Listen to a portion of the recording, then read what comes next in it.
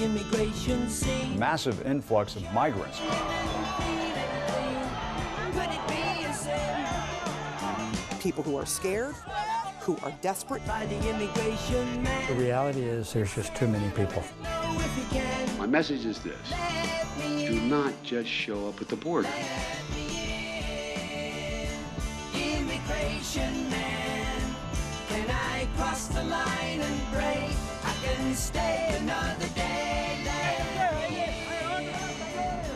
Immigration man. I won't tell you lie today. I can't see it anyway. We are the United States of America. None of us would have our children in that position. They are human beings. There he was with his immigration face. Who gets to be part of the American political family? Who can become an American? Looked into my face, and it said, Our country is full. won't you let me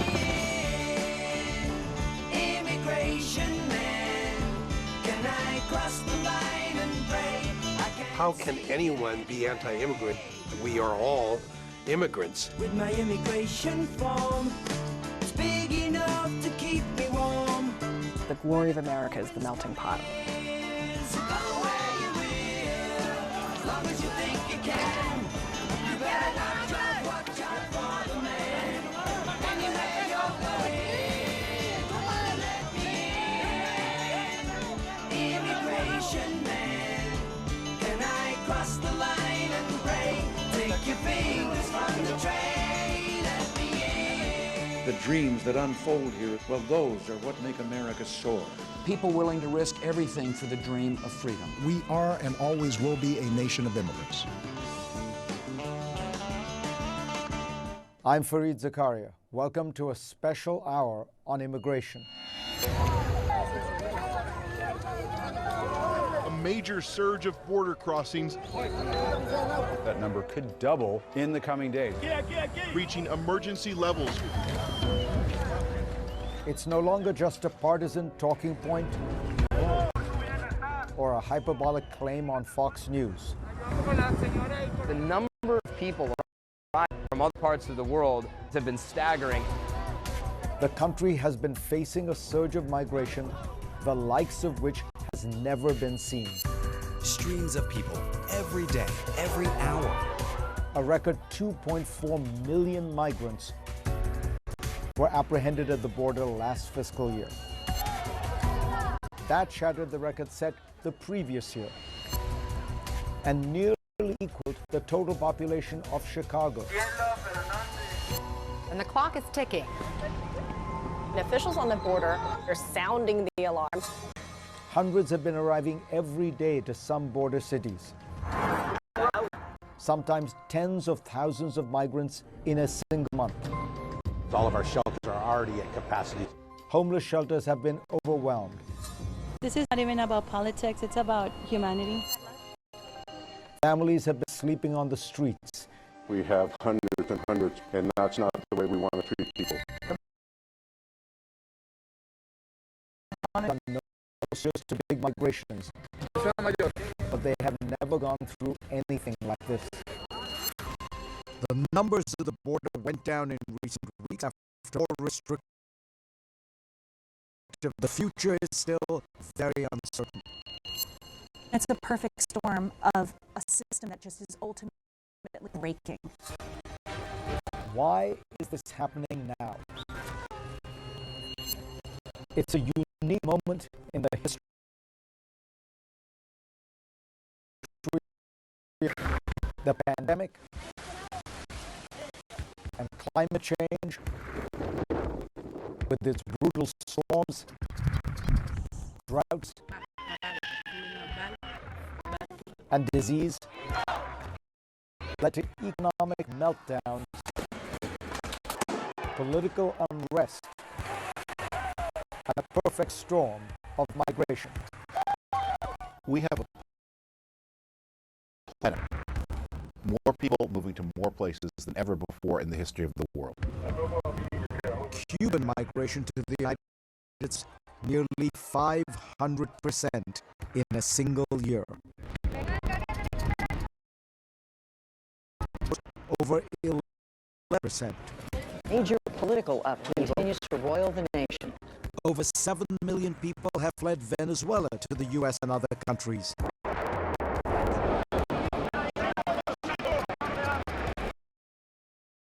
Exodus from war-torn Ukraine. These are people who all had families, had lives, had jobs, and their country fell apart. Then they take the journey. 1-year-old Brenda has no shoes. They've come to El Paso, a city with a proud history of welcoming immigrants, overwhelmed by a global crisis. In El Paso, the mayor was forced to declare a state of emergency there. They've come to small towns like Eagle Pass, Texas, which saw more migrants in 1 month than it had total residents. Even several hundred coming into a town can really have an impact on sort of the psyche of the people that were there.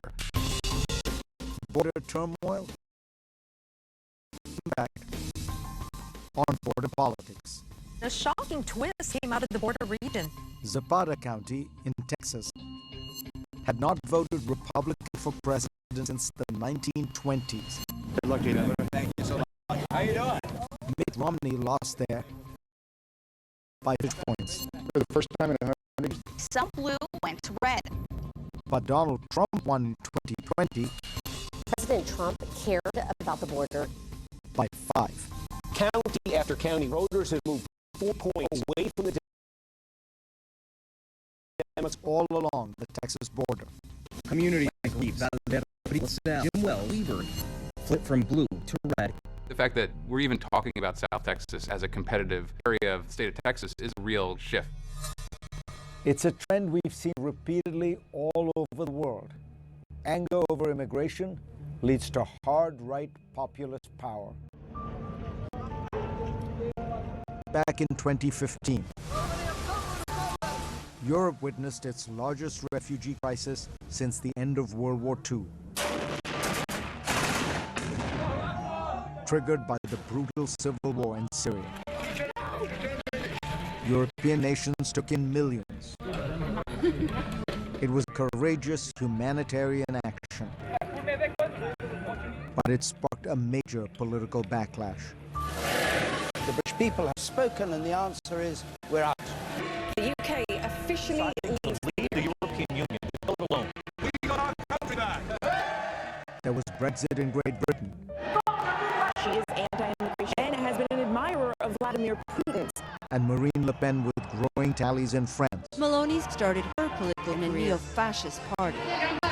Just last year in Italy, a party descended from Benito Mussolini. Her platform is restrictions on migration. Formed the most far-right government there since World War II. They were formed by the Nazi movement. Blame liberal immigration policies for the country's problems. In Sweden, a party with neo-Nazi roots. Issues like crime, immigration, front and center. Won the second most seats in the country's parliament. I've just received a call from Secretary Clinton. In the United States, we saw Donald Trump use the issue to get himself to the presidency. Stop the steal. America showed up! And then began busting up all kinds of institutions that affected the lives of Americans. You never know until it's too late. If liberals won't defend the borders, fascists will. Disturbingly, America seems very open these days to an anti-immigrant message. More than half of Americans believe there is an invasion at the border, including 40% of Democrats. And while 3 in 4 once believed that immigrants were important for America's identity, just over half now think that is true. And with 2024 fast approaching, two of the most politically savvy governors have honed in on this issue.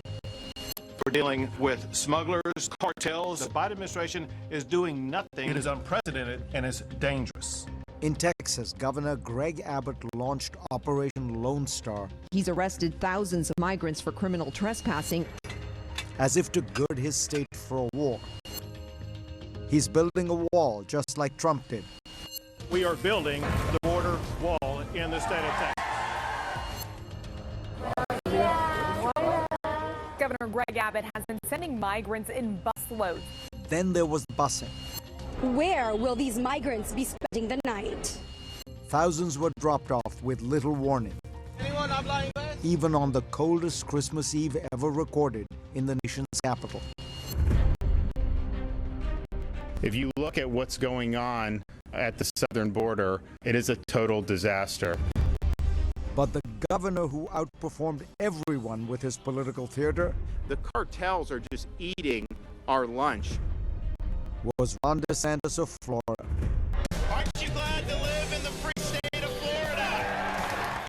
The nation's migrant crisis landing at an unfamiliar doorstep tonight. He hatched a secret plan to fly migrants to the liberal island of Martha's Vineyard. A former counterintelligence agent was used to target migrants in San Antonio with promises of housing and jobs. But when the migrants got off their plane, absolutely no one was expecting them. They had been duped. There were just people wandering around on the island, knocking on doors, who didn't understand why they were there. Para resumir la historia, el viaje literalmente nos engañaron. What became very clear very quickly was that these people had been victims of a crime. Without naming suspects, a Texas sheriff has recommended criminal charges alleging unlawful restraint. Governor DeSantis has denied any wrongdoing and has since orchestrated more flights of migrants to California. We are not a sanctuary state, and yes, we will help facilitate that transport for you to be able to go to greener pastures. He also passed one of the harshest laws punishing undocumented immigrants ever seen. Laws that were created in the name of xenophobia. More racial profiling, frivolous stops. Which could punish his state's economy to the tune of billions. These immigrant workers are the drivers of Florida's economy. If he becomes president, DeSantis promises mass deportations, ending birthright citizenship, and using deadly force against migrants at the border. How did we get here? America has long prided itself as the happy, vibrant melting pot, a nation that lives in harmony with its newcomers. But if we look back at our history honestly, more often than not, the story is filled with resentments, restrictions, and backlash. In the mid-1800s, fleeing a terrible famine at home, the Irish flocked to America.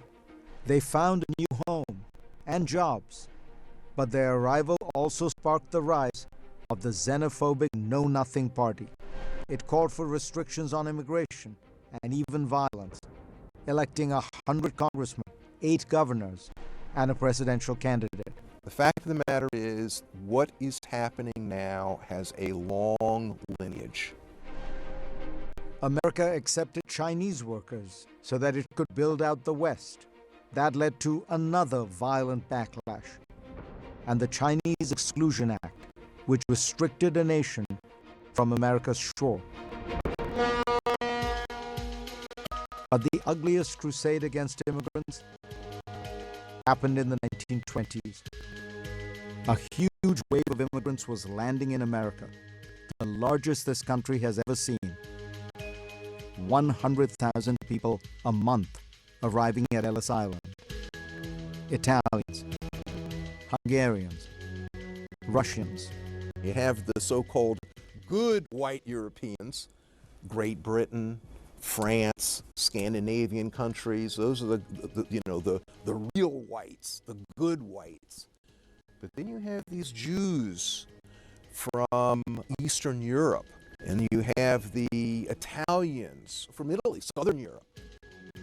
They were actually viewed as different races.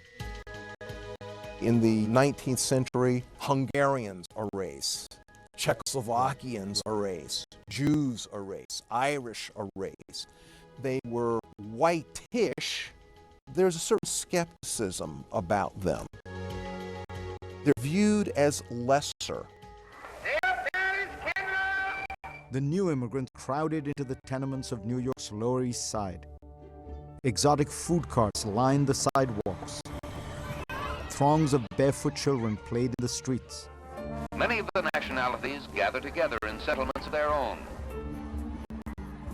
They worship differently, they have different religions, they dress differently, they're speaking Yiddish, they have Italian food. These are all things that are completely new to America. All of it horrified America's wealthy elite. The blue bloods of Park Avenue and Fifth Avenue. They begin to freak out. They freak out and say, we can't allow all these hordes of new immigrants to come who are so different from us. They're going to change our country. These immigrants threaten everything they hold dear about America. So some of the nation's most prominent men got together and hatched a plan. These are men who saw themselves as the best and the brightest, for sure. And these are respected people. They put their money and prestige behind scientists who were studying so-called inferior races. A pseudoscience called eugenics. Whether you would be a good immigrant or not depended on your race and national origin. The goal? Use science to weed out those deemed unfit. They weren't beating around the bush. They weren't speaking in code. They said it very straightforwardly. We want to basically freeze the racial/ethnic composition of the United States. Eugenicists believe that the new immigrants were physically and mentally defective. The more Jews you let in, the more Italians, they have all these negative qualities that we don't want in the American population. They're more likely to commit crimes. They're more likely to be mentally insane or ill. If it sounds like Nazi Germany, Adolf Hitler embraced American eugenics.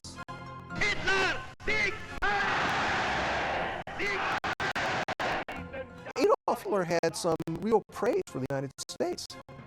Adolf Hitler said the United States is really on the money and we can learn from them. Eugenicists decided it was time to go to Washington. They presented evidence to write a new immigration bill, the harshest the country had ever seen. They have expert testimony, they have studies to show, and they basically say to Congress, it's not just you being prejudiced or racist, not wanting these immigrants. There is science to back this up. We don't want these people from other places coming. Come on. The law passed. The Immigration Act of 1924 sharply cut immigration from across the world, putting rigid quotas on so-called undesirables. Shut the door and reduced immigration to the United States by 97%. The Immigration Act of 1924 made America a different country. It would get whiter and more monocultural. Free at last! Free at last! Thank God Almighty! We are free at last! Until a new revolution that changed everything. What do we want now? That story, next.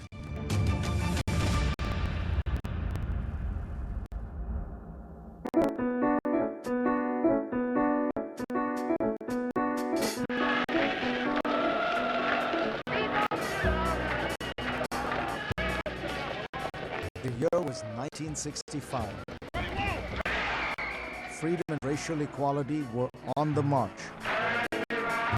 From Selma to Montgomery. We are standing before the forces of power in the state of Alabama saying we ain't gonna let nobody turn us around. And yet, America's immigrants were still effectively chosen based on the color of their skin. Asians, Africans, and other groups were severely restricted. Ellis Island will be their first taste of the promised land. The race-based immigration system that began in the 1920s, which Adolf Hitler had admired, was still going strong. Those who do come will come because of what they are and not because of the land from which they from. But in the shadow of the Statue of Liberty, everything would change. With my signature, this system is abolished. President Lyndon Johnson signed a sweeping new measure declaring that America would be colorblind when choosing its immigrants. Now is the time to make real the promises of democracy. The law was a little-known chapter of the Civil Rights Movement, and it would change the face of America, setting it on a path to become a much more diverse country. This demographic revolution happened largely by accident, thanks in part to a congressman who wanted to keep America white. We are a prospering people, wherever we live, or earn our livelihood. By the 1960s, the authors of the racist immigration laws of the 1920s had gotten exactly what they wanted. America was overwhelmingly white. They wrote laws to ensure that that would happen, and it worked. Immigration had plummeted. The percentage of foreign-born Americans dropped by nearly 2/3. As a New York Times headline had predicted, America's melting pot had effectively come to an end. But since the war against Nazi Germany, there had been a growing consensus that a race-based approach to immigration was wrong. The Nazis devised their own quota system. Because of the awfulness of Hitlerism, the awfulness of the Nazis, they say, this is terrible. We need to rethink this. We need to redo this. I shall ask for adequate and decent law for displaced persons in place of... President Harry Truman despised the country's immigration laws. All of them have been behind barbed wire for years. They discriminated against post-war refugees, shutting many of them out. Even Holocaust survivors. President Truman signs a new bill. He signed a landmark law letting in more refugees. Arriving in the USA is the first batch of displaced persons. But he could not get rid of the race-based immigration system. President Eisenhower was also not a fan of the old laws. The calculated pressures of aggressive communism. Because for him, they damaged America's image as it fought the Cold War. Soviet Russia parades its military strength. You had communist governments that were saying to their peoples, look, the United States is a racist country. And we were very concerned about sort of losing a propaganda advantage. DiMaggio connects. What's more, earlier immigrant groups like Italian Americans, once said to be racially inferior, What is America to me? Were becoming part of the American family. We in America are immigrants. A new idea was born. A people welded from many nations and races. America, the land of immigrants. We take it for granted that that's how we've always imagined ourselves. That's new at this time. My country welcomed so many sons and daughters of many countries and gave them a fair chance and a fair opportunity. One of the early champions of that new idea was John F. Kennedy. He was part of the immigration story. The Kennedys, Irish immigrants. As a senator, he wrote a classic essay on the topic. No distinction is made between the native-born and the naturalized citizen. And he called for an overhaul of the discriminatory immigration laws. We want to go forward. Pushing for fair immigration was not only right in Kennedy's view, it was good politics. In 14 weeks of campaigning, he tracks an enormous crowd. since recent arrivals were gaining political clout. Kennedy's support for immigration helped vault him to the presidency. So help me God. In July of '63, he submitted an immigration bill to Congress All people can make equally good citizens, promising equal treatment of all peoples.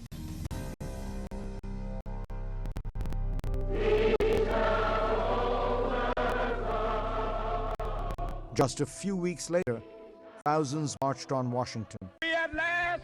Free at last! Thank God Almighty! We are free at last! The time when there's protests saying we've got to have a country founded on the equality of all people. Freedom! What do we want now? We've said that in our documents before, but now it's time to really live it out. But Kennedy's immigration bill stalled in Congress. The president's car is now turning onto Elm Street. And then that November, It appears as though something has happened in the motorcade route. tragedy struck. The President of the United States is dead. Vice President Johnson was suddenly thrust into power. I need your help. I cannot bear this burden alone. He urged Congress to honor the fallen president.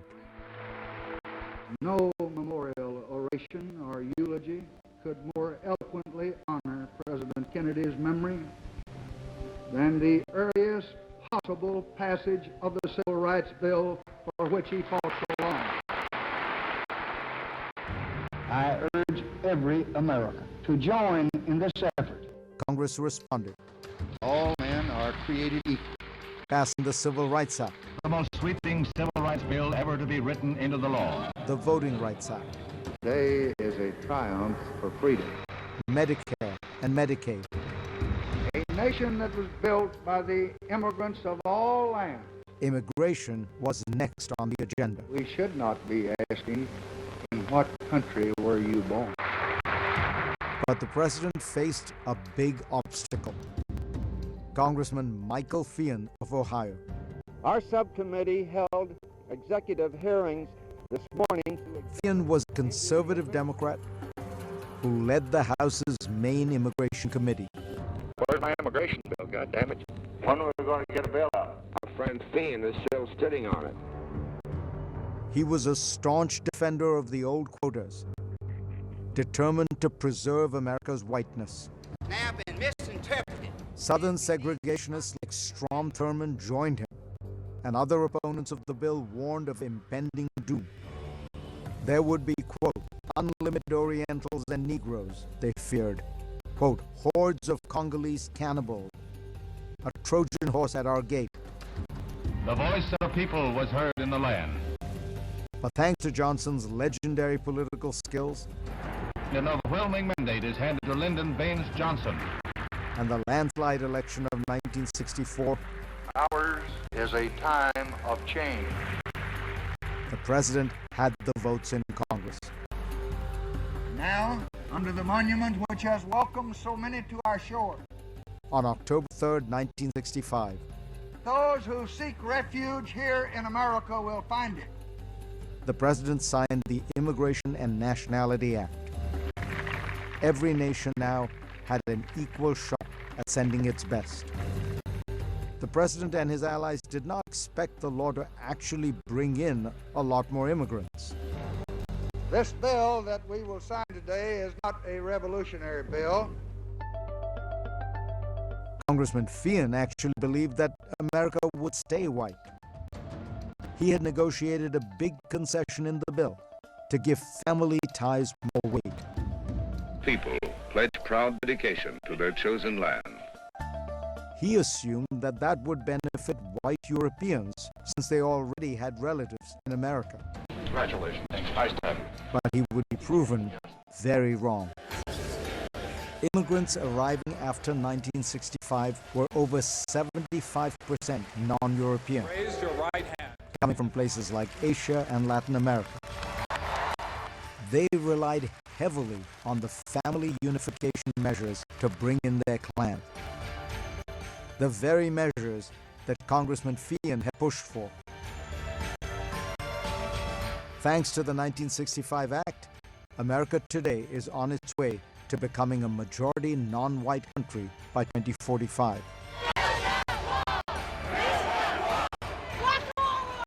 Shut your mouth. Go back. That colossal demographic shift If you don't like it, leave. met a wave of resentment. The president wondered aloud, why are we having all these people from shithole countries come here? Migration under Trump plummeted by roughly 2/3. We take anybody. Come on in, anybody. Not anymore. And those policies have led America into a new immigration crisis. 7 million workers vanished. Desperate for people willing to go to work. We've never had this many job openings ever in history. What hardly anyone is talking about. 2 job openings for every job seeker. It's a big problem all over the country. It's actually been fueling inflation, which could take money out of your wallet. The big question now, when will prices start dropping? That's coming up next.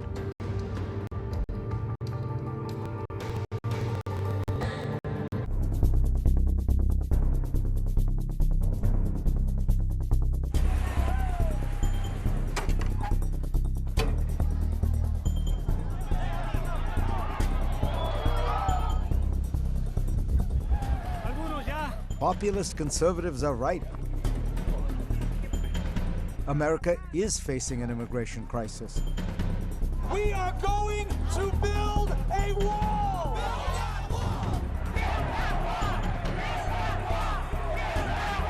Our country is full. But they're hung up on the wrong crisis. The real disaster isn't that too many immigrants have made it to the U.S. So help me God, you are now U.S. citizen. Congratulations. It's that we aren't letting in nearly enough. The fertility rate in the United States fell to yet an all-time low. More and more American women are deciding not to have kids at all. America is in the middle of a baby bust. The birth rate has fallen dramatically. It's below replacement level. Not enough Americans are being born to replace those who have died. Historically, the safety valve for the U.S. has been immigrants. But starting under President Trump, immigration to the U.S. plummeted, cutting us off from the workers we desperately need. Growing fears of a recession and fanning the flames of economic decline. A massive labor shortage. The highest inflation in 40 years. The clock is ticking on Social Security. America has 3 options. You can either have more babies, which many experts say just won't happen, or you can welcome more immigrants, I hereby declare on oath, or you can dwindle and fade into stagnation and irrelevance. I would favour the second option, welcoming more immigrants. Instead, we've chosen the third, stagnation. Refusing to let in more foreign workers, according to one estimate, could cost the U.S. economy $9 trillion by 2030. On the other hand, if everybody in the world who wanted to move could move, by one estimate, the total income of humanity would double. You heard that right. Global wealth would roughly double, as workers from less affluent countries move to join bustling economies. Other nations are looking to cash in on that gold mine. Immigrants flock in, 1 million a year. Taking a page from America's old playbook. A number of countries noticed what it was that made America the richest, most powerful, most dynamic country in the world. They have come with little but their clothes on their backs. By welcoming people from all sorts of places and allowing them to become citizens. Take Canada, for example. While America's population is 14% foreign-born, Canada's population is 23% immigrant. And that number is about to rise even higher. Late last year, Canada announced a bold initiative. Look, folks, it's simple to me. Canada needs more people. To bring in nearly 1.5 million foreigners in 3 years. Immigration isn't a threat to our northern neighbor, it's an opportunity. We need people to arrive with their talents, with their hopes, with their dreams, to build our communities, to build our future. Study after study has shown that immigrants are world-class entrepreneurs. Over 40% of Fortune 500 companies were founded by immigrants or their children. Immigrants are the people who are most enterprising, the most courageous, the most creative. And these are precisely the people that can build an economy. Immigrants in America are 3 times more likely to start a business than the native-born by one count. The American dream is alive and well in every single immigrant that I've ever worked with. Canada expects a similar return on investment. And it carefully chooses who gets to be part of the Canadian dream. Came from many lands. Since the 1960s, Canada has forged a unique, world-renowned approach to immigration. Each has given something of his strength and skill, favoring immigrants with the skills that their country needs. Everyone has played his part. They've decided to cherry pick, and they're making sure that they're getting the people who are going to really help them. Canada's merit-based system has become the gold standard, copied by Australia, Singapore, the United Kingdom,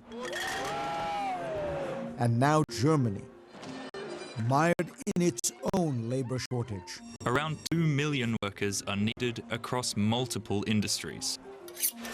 Even a butcher shortage, which threatens the nation's bratwurst supply. Berlin last month created its own merit-based immigration system to fill crucial jobs. Germany really is in urgent need of more foreign workers. While other nations open their doors, America is falling behind.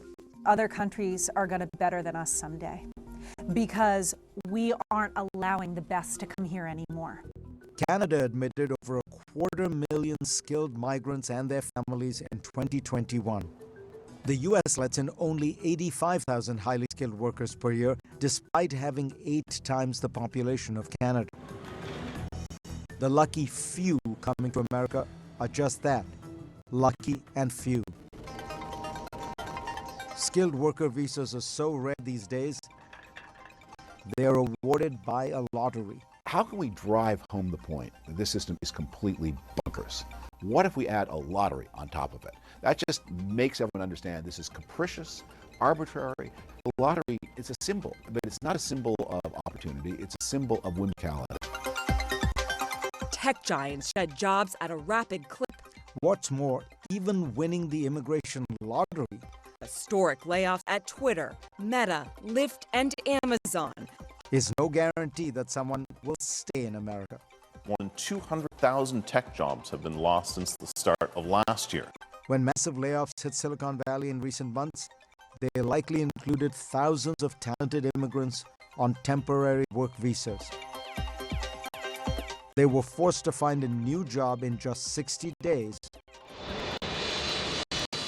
or leave the country. What is it, that America has too many software engineers? It really doesn't. Nowhere has too many software engineers. These are absolutely essential people. Some of the world's most promising talent kicked out the door. Other countries will be happy to have them. Up next, I'll give you my thoughts on our broken immigration system.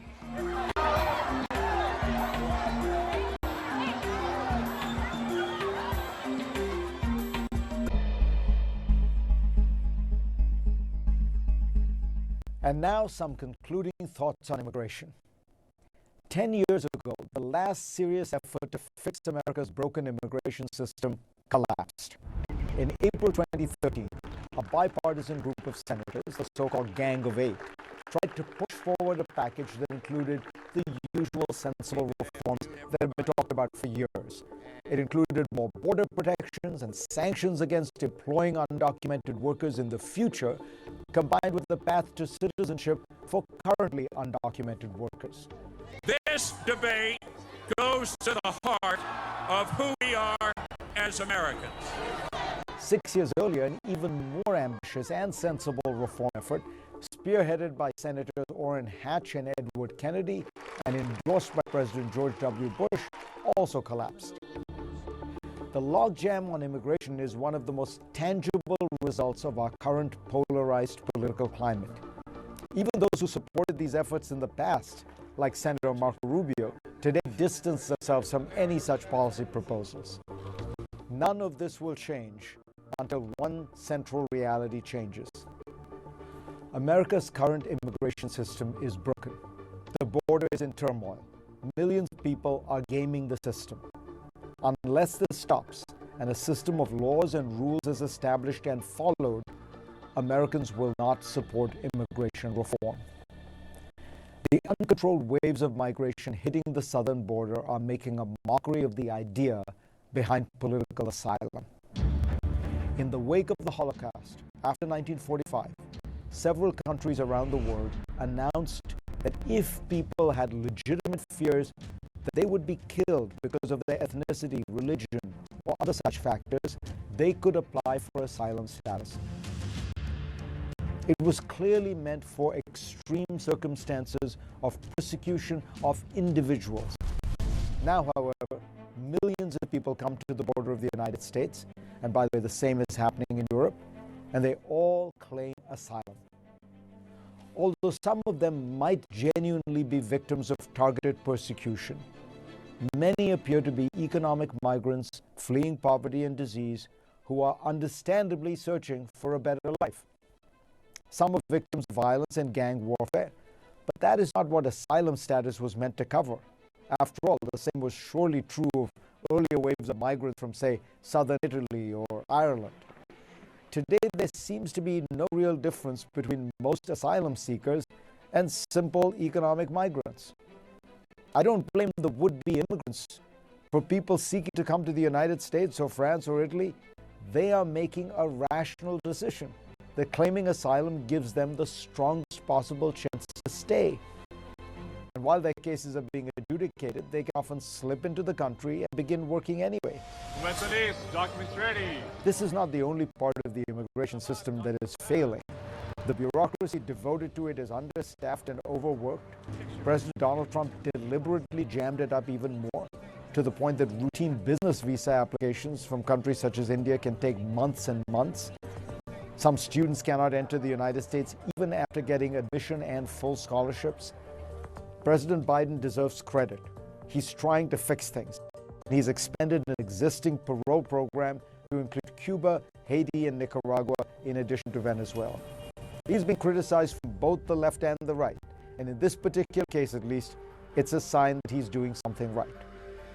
But he needs to do more. Interception. In December, Prime Minister Rishi Sunak, the son of immigrants, announced a new policy for Britain that more directly acknowledges that the asylum system is broken. And he's followed up by putting forth legislation to bar asylum seekers who arrive illegally in small boats. President Emmanuel Macron has also proposed measures to try to manage migration into France along similar lines. As an immigrant myself, I am convinced that Americans are not hostile to the idea of immigration, but they are hostile to lawlessness, to people getting in not through following rules and laws, but rather because they slip in due to chaos and crises. The tragedy of the current situation is that America needs more immigrants. And at its best, it has a proud tradition of welcoming and assimilating them, us. But as long as lawlessness rules, it keeps immigration alive as a political issue, makes sensible reform impossible. It creates resentment in the population, including among legal immigrants. Now, with climate change, political instability, and economic crisis, the factors pushing more people towards the United States and Europe will only increase. Now is the time to devise an entirely new process, one that is not tethered to categories like asylum seekers and normal migrants, that recognizes the realities of today and addresses them. Otherwise, the politics of immigration will only get worse, which will be a tragic loss for America. That is our report. Thanks for watching the special hour on immigration.